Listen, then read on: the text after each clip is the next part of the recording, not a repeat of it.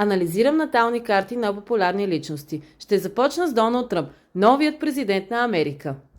Това е наталната карта на Доналд Тръмп. Какво да видим на първо място? Разбира се, че зодия Близнаци. Тя се проявява много често при политици. Много от политиците са точно зодия Близнаци, както и множество президенти на Америка. Също така в модерната астрология самата държава Америка също е зодия Близнаци.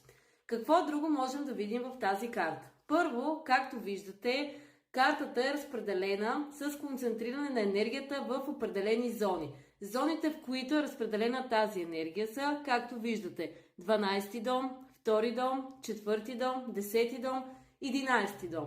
Да започнем от втори дом. Разбира се, втори дом, това е дома на парите и на жизнената енергия. На първо място виждаме един така доста добре позициониран втори дом, защото, както знаем, Доналд Тръмп, той преди всичко е бизнесмен.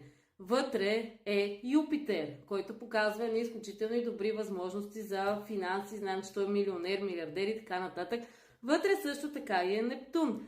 Нептун, разбира се, също носи едни много добри средства, с които човек може да разполага и да живее в едно огромно изобилие. Буквално това са тези две планети, които дават изключително много. Освен това, всичко това се случва в дома на Везните. Това е дома на взаимоотношенията, на бизнес партньорствата. Знаем, че той е един много успешен бизнесмен, следователно прави много успешни бизнес партньорства. Виждаме също така в четвърти дом, че се намира Луната, както и Южния възел, както и една Лилит.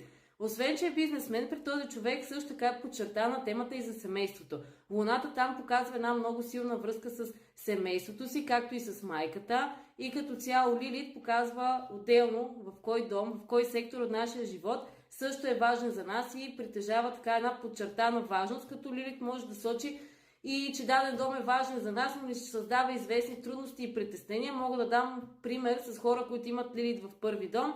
Забелязала съм от своята практика, че при тях много често се наблюдават комплекси и една свръхзагриженост за външния си вид.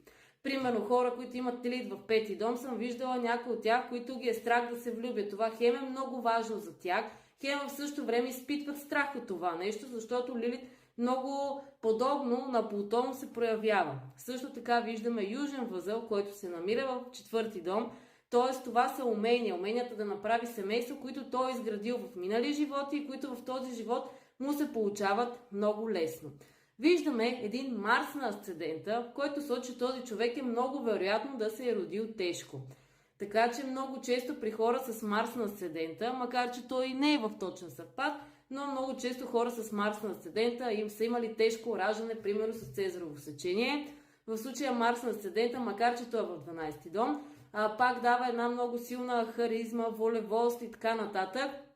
В 12 дом също така се намира един Плутон. Сега планета в 12 дом в принцип се проявява доста често на едно скрито за нас ниво. Примерно Слънце в 12 дом много трудно се проявява. Това е човек, който примерно може дълго време да търси себе си или така нататък. Но в случая, когато говорим за хора, които имат възможността да ръководят много големи маси хора и да влияят на много хора, в този случай може да работи точно този 12 дом, в който са такива волеви планети, като Плутон, който има способността да дава един много силен инфлуенс на другите и буквално на несъзнателно ниво да владее огромни маси хора.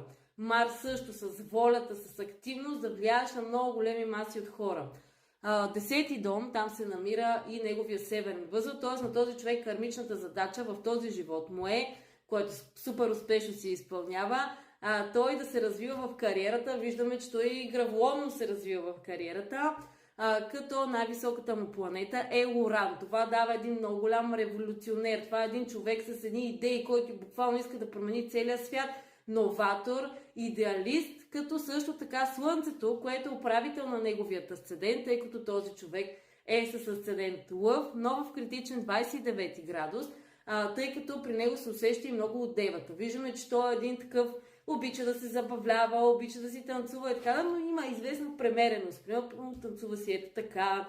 Има някакси малко по-голяма премереност на движенията и малко по-седно си секва движенията, защото асцендентът говори за това как се движим, как общуваме и така нататък.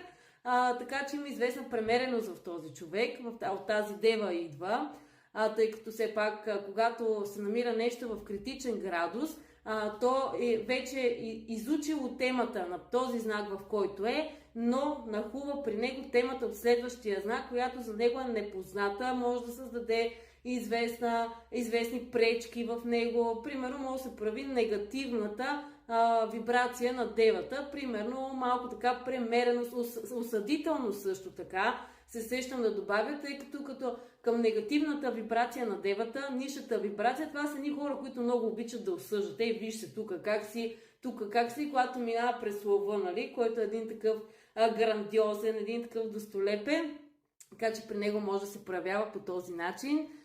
Също така ми е много интересен 11-ти дом. Защо? Защото 11-ти дом имаме 3 интерсектирани планети. По принцип интерсектираните планети се проявяват доста по-трудно и се проявяват така на по-несъзнателно ниво и примерно те се проявяват след време, когато човек достига до една по-така голяма възраст в живота си. Интересно, че 11-ти дом е точно свързан с целите, с високите цели, с идеалите, с мечтите, с това, което си поставяме вече извън нашето гнездо. Това, което искам, примерно, когато птичето скача да лети навън, то вече излиза от своето гнездо и то вече лети в необятието. Или, примерно, 11-ти дом репрезентира ябълката, която пада от дървото на земята. Това е 11-ти дом. Не знам дали ви казах за Слънцето, което е в 10-ти дом. Това високо Слънце говори за човек, който управителя на асцендента се намира в 10-ти дом, т.е. човек, който целият му всичко е свързано с една висока кариера и едно високо развитие. Човек, който се стреми на високо, да бъде лидер. Така, да продължим към 11-ти дом. В 11-ти дом имаме стелиум на 3 интерсектирани планети. Тук са Меркурий, тук е Сатурн и тук е Венера. Всичките те са в Рак. Рак е свързан както с семейството, така и с родното. Виждаме как този човек е много голям родолюбец. Той се старае да запази границите на Америка, такива каквито иска да са, примерно против емигранти, против някакви новости и така нататък. Доста голям традиционалист. В случая имаме там един Сатурн, той точно поставя тия граници, той е малко консервативен, малко такъв, който каза това трябва да е. Другото, което той е станал политик на по-късен етап от време, така че този стелиум на планети в Рак се е проявил на по-късен етап. Този 11-ти дом, той някъде 40 и няколко години става политик. Преди това е бил бизнесмен. Също така Венера е в Рак. Това дава една чувственост на мисленето. Когато седиш и говориш, той говори и се вълнува и примерно един такъв се ядосва, не говори просто едно студено като политика, говори много емоционално.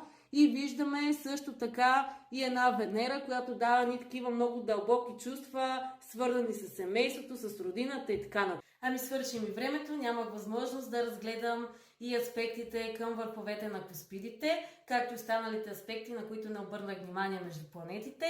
И благодаря ви, че сте стигнали до тук на това видео. За лични консултации може да ми пишете едно съобщение и също така може да последвате страницата ми във Facebook Selena Astrology и да следите там мои други постове, които да ви бъдат полезни. Чао от мен!